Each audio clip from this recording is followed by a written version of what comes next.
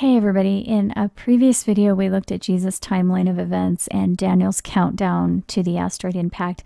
In this video we'll look at the 3 watches that Jesus said to look out for in order to further show that everything on Jesus' timeline has occurred except the rescue and the asteroid impact. So in Luke 12:37, Jesus says, "Blessed are those servants whom the Lord when he comes shall find watching." And then in verse 38 he adds, "And if he shall come in the 2nd watch or come in the 3rd watch and find them so, blessed are those servants." So the word watch implies that something will be seen. And on Jesus' timeline, there are only 3 things that he tells us to see. In Matthew 24, verse 2, he says, "See all these things." And that's in reference to the Jerusalem temple. And then in verse 15, he says, "When you therefore shall see the abomination of desolation." And in verse 30, he says, "Then shall appear the sign of the Son of Man in heaven, and they shall see the Son of Man coming in the clouds." By the way, that can also be translated as, "They shall see the descendants of humans going to the clouds." So there are 3 things on Jesus' timeline that he says we will see. In other words, 3 things to watch for on his timeline. And also notice Jesus' timeline is listed in the Bible 3 times, in Matthew 24, Mark 13, and Luke 21. So in Luke 21, Jesus says, "And when you shall see Jerusalem compassed with armies, then know that the desolation thereof is nigh. Then let them which are in Judea flee to the mountains."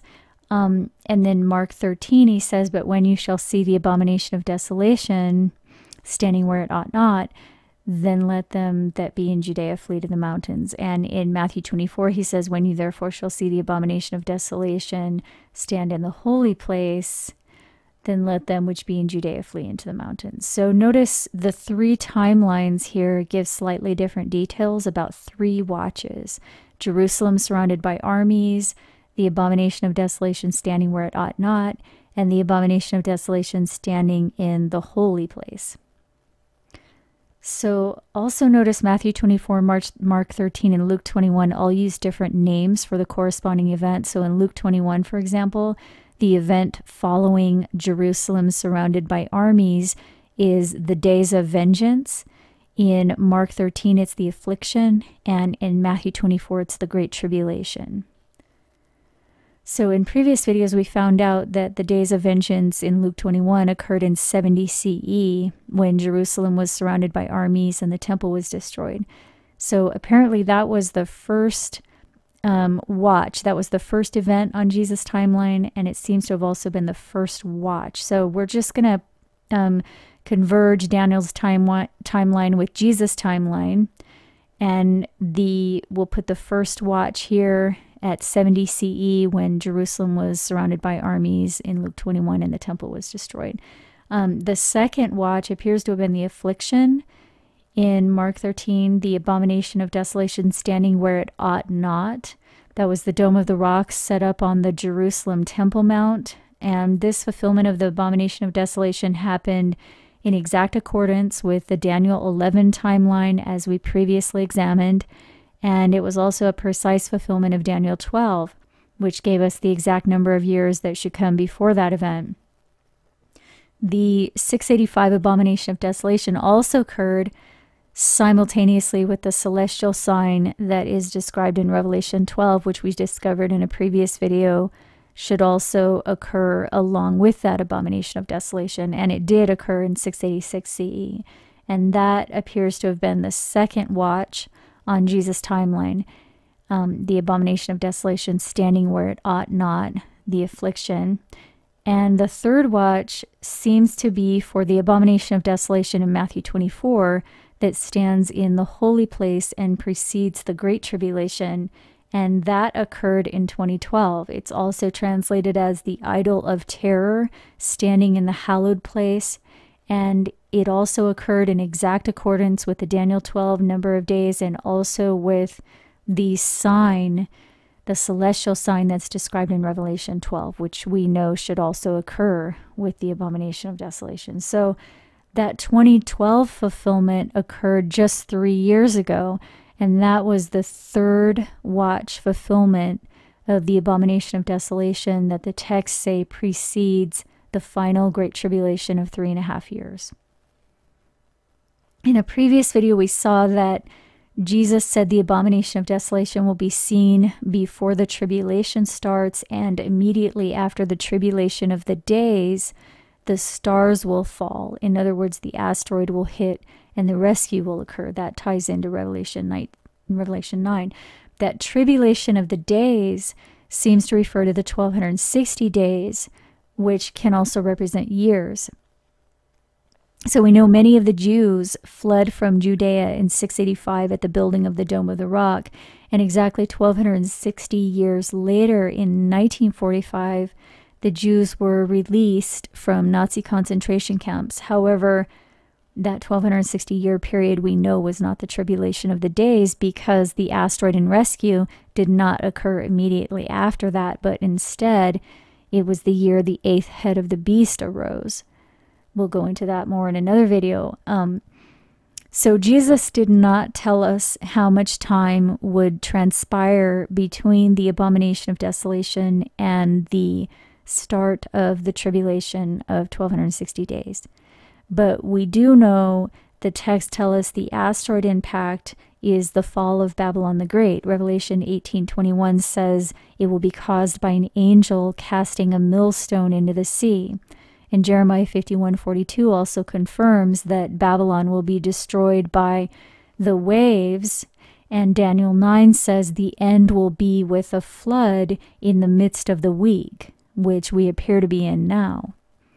Jeremiah 25 also adds that the bride and bridegroom will be taken at the sound of the millstone, that the nations around Judah will serve Babylon for 70 years, and at the end of that 70-year period, Babylon will drink the wine cup of wrath, which Revelation says represents the asteroid impact.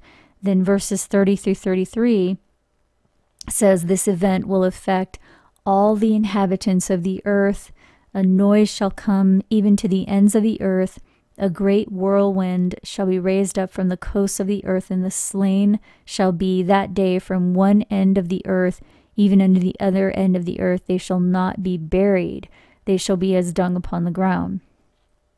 So that ties into Revelation 11, which we've talked about before. So apparently Jeremiah 25 does not tell us exactly when that 70-year period will start, only that the nations around Judah will serve Babylon during that 70 years, and that 70 years will end at the cup of wrath, which is the asteroid, when the slain will lie unburied over the whole earth. We looked at this in more depth in the video on Tyrus, which I'll try to remember to link below, but the main point for now is that the Bible tells us the fall of Babylon, the asteroid impact, will occur at the end of a 1260-year period and also at the end of a 70-year period. So a 1260-year period ended in 1945, and 70 years after that is 2015. But again, the 1260 years that ended in 1945 was not the tribulation of the days.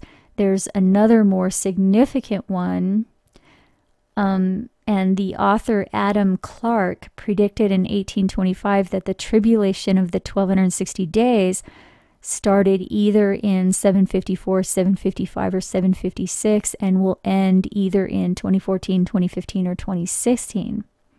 I don't know if Adam Clarke was aware of this because I did not read his book, but his start date window was exactly 70 years after the abomination of desolation that occurred in 685.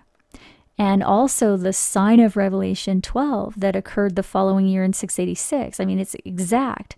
The Dome of the Rock was set up between the years 685 and 691. They started building it in 685, which is exactly 1290 years after the ceasing of the sacrifice in 606. That's Daniel 12 right there.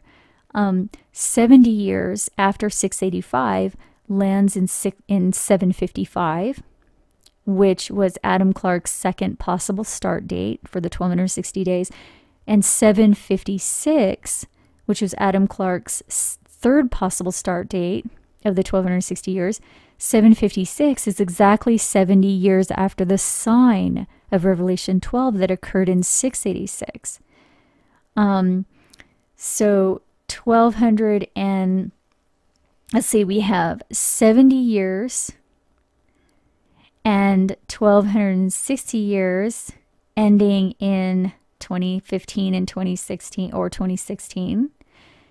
And we also have 1260 years and 70 years ending in 2015 or 2016. So the Bible is telling us that the asteroid will hit at the end of both 1260 years and 70 years. And it's right here. The years 2015 and 2016.